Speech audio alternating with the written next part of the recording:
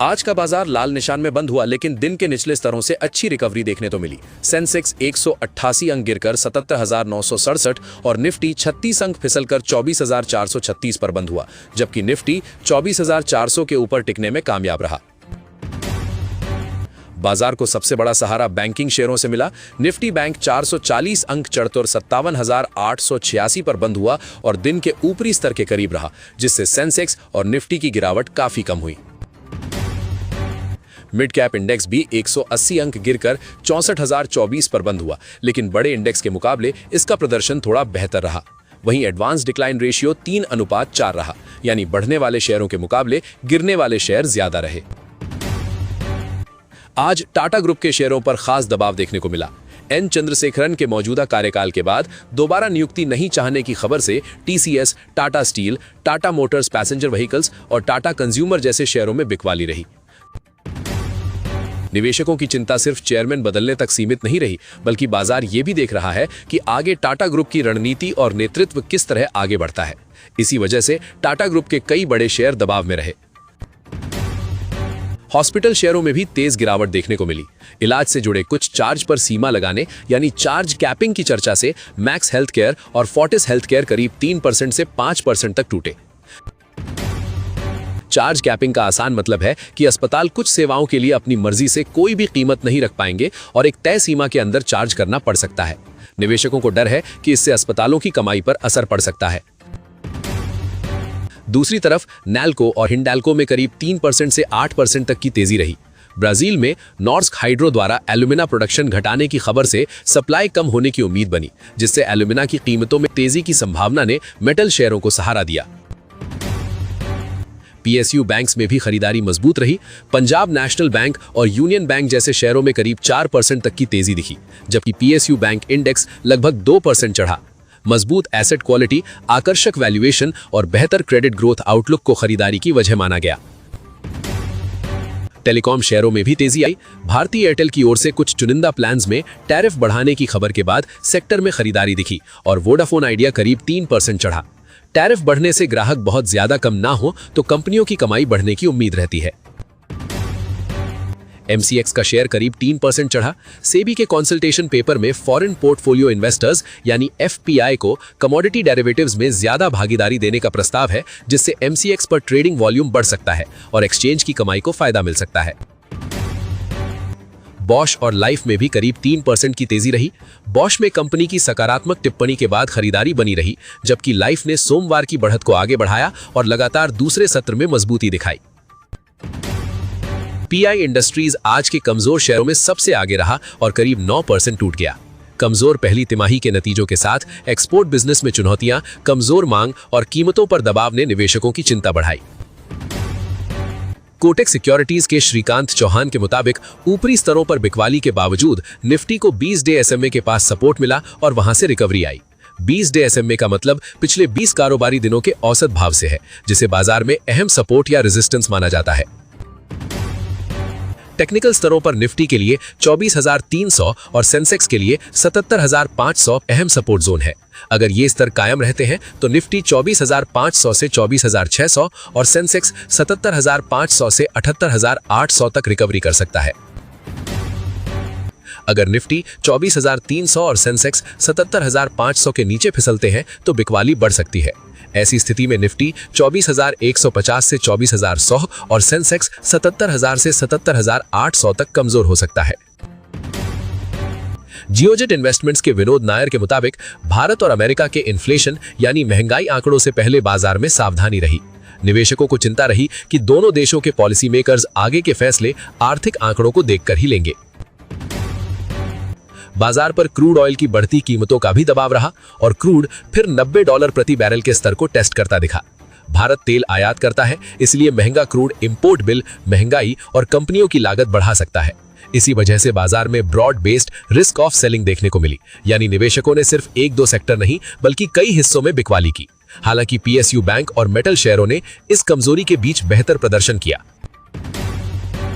लोकसभा में MMDRA bill 2026 पास होने की खबर भी बाजार के लिए अहम रही। MMDRA यानी mines and minerals development and regulation act से जुड़े बदलावों के तहत माइनिंग टैक्स लगाने के राज्यों के अधिकारों पर सीमाएं तय की जाएंगी। आसान भाषा में समझें तो राज्यों को माइनिंग और मिनरल से जुड़े टैक्स या सेस लगाने में पहले जैसी पूरी आजादी नहीं रहेगी और नियम केंद्र सरकार के ढांचे के हिसाब से तय होंगे। इससे माइनिंग, मेटल, स्टील और पावर सेक्टर की कंपनियों के लिए टैक्स स्ट्रक्चर ज्यादा स्पष्ट और स्थिर होने की उम्मीद है। कुल मिलाकर आज बाजार गिरकर बंद जरूर हुआ, लेकिन दिन के निचले स्तरों से मजबूत रिकवरी ने कुछ राहत दी। बैंकिंग और PSU बैंक शेयरों ने बाजार को संभाला, जबकि टाटा ग्रुप, हॉस्पिटल और कमजोर कारोबारी संकेत वाले शेयरों ने दबाव बनाए रखा। अब बाजार की नजर 24,300 के निफ्टी सपोर्ट और 77,500 के सेंसेक्स सपोर्ट पर रहेगी। अगर ये स्तर टिकते हैं तो रिकवरी आगे बढ़ सकती है, लेकिन इनके नीचे जाने पर बाजार में फिर बिकवाली तेज होने का रिस्क रहेगा। सरकार वित्त वर्ष 2026-27 में 4 सरकारी कंपनियों में OFS के जरिए हिस्सेदारी बेचने की तैयारी कर रही है। हिंदुस्तान जिंक में करीब 1.5% और Hindustan copper, Mazagon dock ship builders तथा IRCTC में करीब 5% हिस्सेदारी बिक्री की योजना है। इनमें हिंदुस्तान जिंक और हिंदुस्तान कॉपर को फिलहाल सबसे ज्यादा प्राथमिकता दी जा रही है। दोनों कंपनियों में हिस्सेदारी बिक्री के लिए मर्चेंट बैंकर्स की नियुक्ति पहले ही हो चुकी है, जबकि कुल बिक्री का समय बाजार की स्थिति पर निर्भर करेगा। LIC में इसी महीने 6.5% हिस्सेदारी बेचकर सरकार ने 382 रुपए प्रति शेयर के फ्लोर प्राइस पर बड़ी बिक्री पूरी की थी। अब सरकार अगली हिस्सेदारी बिक्री की तैयारी में है और इससे वित्त वर्ष के बाकी हिस्से में डिसइन्वेस्टमेंट की रफ्तार जारी रहने के संकेत मिलते हैं।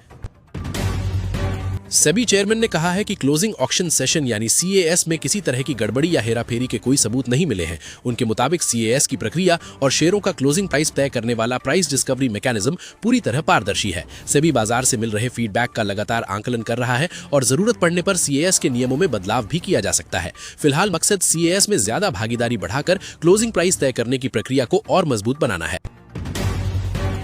शिप रॉकेट का IPO 12 अगस्त से खुल गया है और निवेशक 14 अगस्त तक बोली लगा सकते हैं। IPO का अपर प्राइस बैंड 97 रुपए है, जबकि करीब 32 रुपए की GMP से लगभग 129 रुपए की संभावित लिस्टिंग और करीब 33% प्रीमियम का संकेत मिल रहा है। हालांकि GMP बदल सकता है और ये लिस्टिंग की गारंटी नहीं है। ब्रोकरेज के स्तर पर भी IPO को सकारात्मक प्रतिक्रिया मिली है। आदित्य बिरला कैपिटल और जियोजित इक्विटी रिसर्च ने सब्सक्राइब रेटिंग दी है, जिसमें मजबूत ई-कॉमर्स स्थिति, बढ़ता मर्चेंट बेस और ऑपरेटिंग लीवरेज जैसे कारण बताए गए हैं। ओला इलेक्ट्रिक को ACC PLI योजना के तहत नई समय सीमा मिली है, जिससे कंपनी 2031 तक 7,240 करोड़ रुपए तक के प्रोत्साहन के लिए पात्र हो सकती है। कंपनी की बैटरी यूनिट को यह लाभ अगली तिमाही से अगले 5 साल तक मिल सकता है। ओला इलेक्ट्रिक के पास अभी 2.5 GWH की सेल मैन्युफैक्चरिंग क्षमता है और 3.5 GWH अतिरिक्त क्षमता पर काम चल रहा है। कंपनी को उम्मीद है कि मौजूदा तिमाही के अंत तक क्षमता 6 GWH हो जाएगी और आगे 20 GWH के पूरे आवंटन तक क्षमता बढ़ाने की योजना है। टाटा मोटर्स के कमर्शियल व्हीकल कारोबार ने वित्त वर्ष 2026-27 की पहली तिमाही में मजबूत प्रदर्शन किया। मुनाफा 83% बढ़कर 2,560 करोड़ रुपए और आय 19.3% बढ़कर 20,667 करोड़ रुपए हुई, जबकि EBITDA 8.6% बढ़कर 2,640 करोड़ रुपए हुआ और मार्जिन 11.98% से सुधरकर 15.83% रहा। कंपनी की कुल होलसेल सेल्स 26% बढ़कर 1,08,700 वाहन रही, जबकि घरेलू बाजार में मार्केट शेयर 36.8% पर पहुंच गया। हैवी कमर्शियल व्हीकल्स में हिस्सेदारी 56.3%, इंटरमीडिएट और लाइट मीडियम कमर्शियल व्हीकल्स में 36.9% और स्मॉल कमर्शियल व्हीकल पिकअप में 27.7% रही, जिससे घरेलू बाजार में पकड़ मजबूत हुई। इलेक्ट्रिक कमर्शियल व्हीकल्स पर भी टाटा मोटर्स का फोकस बढ़ा है और तिमाही में अलग अलग कैटेगरी में 3,400 से ज्यादा ऑर्डर मिले हैं। कंपनी ने S gold plus Excel, intra V40 और इंट्रा EV लॉन्च किए हैं, जबकि इंडोनेशिया से मिले ऑर्डर की डिलीवरी शुरू करने के साथ HPCL के साथ इस्तेमाल किए गए ऑटोमोटिव ल्यूब्रिकेंट्स की रीसाइक्लिंग के लिए साझेदारी भी की है।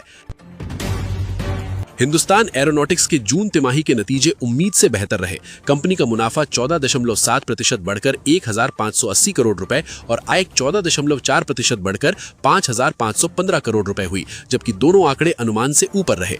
कंपनी की ऑपरेशनल कमाई यानी ईबिटडा 18.8% बढ़कर 1529 करोड़ रुपए हो गई। ईबिटडा मार्जिन भी 26.6% से बढ़कर 27.7% रहा, जो 25.8% के अनुमान से बेहतर है। यानी कमाई के साथ प्रॉफिटेबिलिटी भी मजबूत नतीजों के बाद हिंदुस्तान एरोनॉटिक्स के शेयर में बाजार में अच्छी प्रतिक्रिया देखने को मिली और शेयर 3% से ज्यादा चढ़कर 5055 रुपए के इंट्राडे हाई तक पहुंचा। लेंसकार्ट सॉल्यूशंस ने वित्त वर्ष 2027 की पहली तिमाही में शानदार प्रदर्शन किया। मुनाफा करीब 4 गुना बढ़कर 222 करोड़ रुपए और आय 43% बढ़कर 7,194 करोड़ रुपए हुई, जबकि ईबिटडा 75% बढ़कर 588 करोड़ रुपए पहुंचा और ईबिटडा मार्जिन 17.7% से बढ़कर 21.7% रहा। कंपनी की ग्रोथ सिर्फ भारत तक सीमित नहीं रही। भारत की आय 30.7% और इंटरनेशनल रेवेन्यू 38% बढ़ी। लेंसकार्ट ने तिमाही में 132 नए स्टोर जोड़े, जिससे कुल एक्टिव स्टोर्स 3,459 हो गए, जबकि आईवेयर वॉल्यूम्स 25.7% और India same store sales growth 18.3% रही। लेंसकार्ट ने चीन की जॉइंट वेंचर कंपनी फ्रेमकार्ट में अपनी हिस्सेदारी 51% से बढ़ाकर 70% करने को मंजूरी दी है, जिसके लिए करीब 10.6 करोड़ रुपए खर्च होंगे। इसके अलावा साउथ कोरिया में ओनडेज कोरिया और चीन में वेंजूम फ्रेमकार्ट ट्रेड नाम की नई स्टेप डाउन सब्सिडरीज बनाने की योजना भी मंजूर की गई है। एयरटेल ने चुनिंदा प्रीपेड प्लान बंद कर उनकी जगह महंगे प्लान पेश किए हैं। 299 रुपए वाला प्लान अब 349 रुपए में मिलेगा, जबकि अलग अलग प्लान में टैरिफ करीब 5% से 16% तक बढ़ा है, जिससे कंपनी के प्रति ग्राहक औसत कमाई यानी ARPU को फायदा मिल सकता है। सरकार ने साफ किया है कि वोडाफोन आइडिया के रोजाना कामकाज और मैनेजमेंट में उसका कोई दखल नहीं है। कंपनी का ऑपरेशनल कंट्रोल उसके मैनेजमेंट के पास है और सरकार की हिस्सेदारी को सभी नियमों के तहत पब्लिक शेयर होल्डिंग माना गया है। इंडोकाउंट की पहली तिमाही का प्रदर्शन मजबूत रहा। मुनाफा 62% बढ़कर 63.2 करोड़ रुपए, आय 26% बढ़कर 1,207 करोड़ रुपए और ईबिटडा 29.4% बढ़कर 143.4 करोड़ रुपए हो गया, जबकि ईबिटडा मार्जिन 11.6% से बढ़कर 12.8%। एआईडी पैरी की आय 3.4% बढ़कर 9,017.5 करोड़ रुपए हुई, लेकिन मुनाफा 42.5% घटकर 41.6 करोड़ रुपए रह गया। एबिटा भी 7% गिरकर 750.6 करोड़ रुपए हुआ और मार्जिन 9.2% से घटकर 8.3% रहा, यानी लागत और मार्जिन का दबाव दिखा। बीएल कश्यप की आय 345.12 करोड़ और एबिटा 28.58 करोड़ रुपए पर पहुंचा, जबकि एबिटा मार्जिन 7.71% से बढ़कर 8.28% हुआ। हालांकि नेट प्रॉफिट 10.85 करोड़ रुपए से थोड़ा घटकर 10 करोड़ रुपए रहा, इसलिए नतीजे मिले जुले रहे। मान इंफ्रा के मुनाफे में 29% की बढ़त रही और यह 71.6 करोड़ रुपए पर पहुंच गया। एबिटा 71.5 करोड़ रुपए हुआ और मार्जिन 29.9% से बढ़कर 32.8% रहा, यानी कंपनी की ऑपरेशनल कमाई और प्रॉफिटेबिलिटी दोनों बेहतर हुई। गुजरात फ्लोरो का प्रदर्शन मजबूत रहा, जहां कंसो मुनाफा 20% बढ़कर 219 करोड़ रुपए और आय 1,588 करोड़ रुपए हो गई। एबिटा भी 344 करोड़ रुपए से बढ़कर 428 करोड़ रुपए हुआ, जबकि मार्जिन 26.9% से मामूली बढ़कर 27% रहा।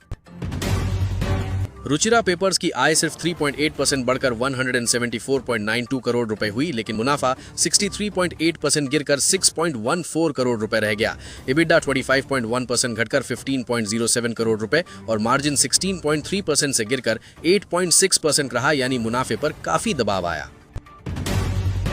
AIA इंडस्ट्रीज की आय 12.4% बढ़कर 1,168 करोड़ रुपए हुई, लेकिन मुनाफा 305 करोड़ रुपए से घटकर 301.1 करोड़ रुपए रह गया। एबिटा लगभग सपाट रहा और मार्जिन 29.5% से गिरकर 26.4% हो गया, जिससे लागत का दबाव साफ दिखता है। किरी इंडस्ट्रीज के नतीजों में बड़ा सुधार देखने को मिला। मुनाफा 10.14 करोड़ रुपए से बढ़कर 290.24 करोड़ रुपए हो गया और एबिटा पिछले साल के 16.20 करोड़ रुपए घाटे से निकलकर 15.88 करोड़ रुपए पॉजिटिव हो गया। मिधानी का मुनाफा 10 करोड़ रुपए से बढ़कर 16.5 करोड़ रुपए और आय 170 करोड़ रुपए से बढ़कर 239 करोड़ रुपए हुई। हालांकि एबिटा मार्जिन 20% से घटकर 15.3% रहा, यानी बिक्री और मुनाफा बढ़ने के बावजूद मार्जिन पर दबाव रहा।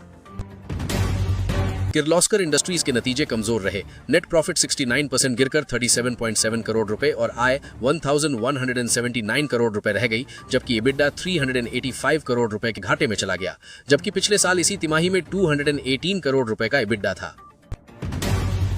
वॉस्कॉन इंजीनियर्स के Q1 नतीजे काफी कमजोर रहे। मुनाफा 91% गिरकर 2.01 करोड़ रुपए, आय 31% घटकर 151.94 करोड़ रुपए और EBITDA 62% गिरकर 4.94 करोड़ रुपए रह गया, जबकि मार्जिन 5.89% से घटकर 3.25% हो गया। कंपनी के प्रदर्शन में बिक्री से लेकर ऑपरेशनल कमाई तक हर स्तर पर कमजोरी दिखी, यानी इस तिमाही में वॉस्कॉन इंजीनियर्स पर कारोबार और प्रॉफिटेबिलिटी दोनों का दबाव साफ नजर आया। वेस्ट कोस्ट पेपर के Q1 नतीजे मजबूत रहे, जहां मुनाफा 145% बढ़कर 133.5 करोड़ रुपए और आय 10.1% बढ़कर 1051.3 करोड़ रुपए हो गई। EBITDA भी 84.2% बढ़कर 203.5 करोड़ रुपए पर पहुंच गया। कंपनी का सबसे बड़ा सुधार मार्जिन में दिखा, जो 11.6% से बढ़कर 19.4% हो गया, यानी बिक्री में सीमित बढ़त के बावजूद बेहतर ऑपरेशनल कमाई ने कंपनी के मुनाफे और प्रॉफिटेबिलिटी को काफी मजबूत किया। कर्नाटक सरकार ने तंबाकू और निकोटीन वाले प्रोडक्ट्स की बिक्री और डिस्ट्रीब्यूशन पर 1 साल की रोक लगाई है। Food safety and drug administration विभाग का यह नोटिफिकेशन 10 अगस्त 2026 को जारी हुआ और पूरे राज्य में लागू होगा। यह प्रतिबंध नोटिफिकेशन जारी होने की तारीख से 1 साल तक रहेगा। सरकार ने यह कदम पब्लिक हेल्थ को ध्यान में रखते हुए उठाया है, इसलिए दुकानदारों, डिस्ट्रीब्यूटर्स और संबंधित कंपनियों को इस आदेश का पालन करना होगा।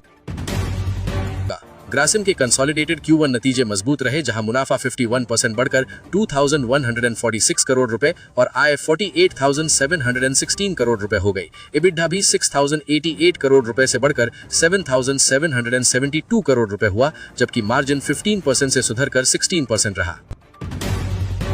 स्टैंडअलोन आधार पर भी ग्रासिम उम्मीद से बेहतर रही और 118 करोड़ रुपए के घाटे के मुकाबले 247 करोड़ रुपए का मुनाफा दर्ज किया।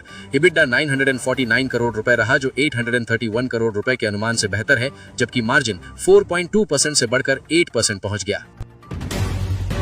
बांसल वायर के बोर्ड ने 1:5 रेशियो में स्टॉक स्प्लिट को मंजूरी दी है, यानी एक शेयर 5 शेयरों में बदल जाएगा। इससे फेस वैल्यू घटेगी और बाजार में शेयरों की संख्या बढ़ेगी, जिससे शेयर छोटे निवेशकों के लिए ज्यादा किफायती नजर आ सकता है। हाईटेक पाइप्स की आय 78.5% बढ़कर 1412.8 करोड़ रुपए और EBITDA 20.3% बढ़कर 49.3 करोड़ रुपए हुआ, लेकिन मुनाफा 4.2% घटकर 20 करोड़ रुपए रह गया, जबकि EBITDA मार्जिन 5.2% से गिरकर 3.5% रहा, यानी तेज बिक्री ग्रोथ के बावजूद लागत का दबाव रहा। पनामा पेट्रोकेम के Q1 नतीजों में जोरदार उछाल दिखा, जहां मुनाफा 42.62 करोड़ रुपए से बढ़कर 308 करोड़ रुपए हो गया। आय 797 करोड़ रुपए से बढ़कर 1739 करोड़ रुपए और EPS 7 रुपीज से बढ़कर 51 रुपीज हुआ, यानी कमाई के सभी प्रमुख आंकड़ों में मजबूत ग्रोथ रही। मुकंद का कंसोलिडेटेड मुनाफा करीब दोगुना होकर 57 करोड़ रुपए और आय 1362 करोड़ रुपए हुई, लेकिन ऑपरेशनल प्रदर्शन कमजोर रहा। EBITDA 47 करोड़ रुपए से घटकर सिर्फ 7 करोड़ रुपए रहा और EBITDA मार्जिन 4.2% से गिरकर 0.5% रहा, जिससे कारोबार की वास्तविक कमाई पर दबाव साफ दिखा। मफिन ग्रीन फाइनेंस की पहली तिमाही का प्रदर्शन काफी मजबूत रहा। कंपनी का मुनाफा करीब 346% बढ़कर 13.82 करोड़ रुपए और टैक्स से पहले का मुनाफा 341% बढ़कर 18.63 करोड़ रुपए हो गया, यानी कमाई में बड़ा सुधार देखने को मिला। कंपनी की ब्याज से होने वाली कमाई यानी NIF भी 64% बढ़कर 35 करोड़ रुपए पहुंच गई। साथ ही बोरोइंग कॉस्ट 12% से घटकर 11% हुई, जिससे कंपनी के लिए पैसा जुटाना पहले के मुकाबले सस्ता हुआ। मार्क्सेंस फार्मा के Q1 नतीजे मजबूत रहे और मुनाफा करीब दोगुना बढ़ने के बाद शेयर में 11% तक तेजी आई। EBITDA रिकॉर्ड 213 करोड़ रुपए और नेट प्रॉफिट करीब 159 करोड़ रुपए रहा, जबकि UK और यूरोप फॉर्मुलेशन बिजनेस की आय 74.7% बढ़कर 356 करोड़ रुपए के रिकॉर्ड स्तर पर पहुंची।